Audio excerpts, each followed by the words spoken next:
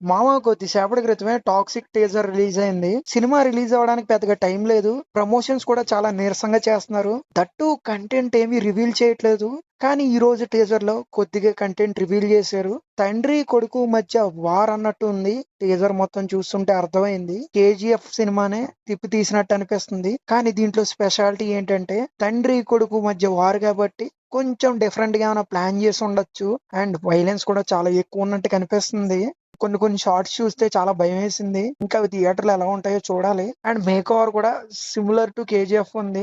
Second look ఏదైతే ఉందో sun look అది కొంచెం డిఫరెంట్ గా ఉంది.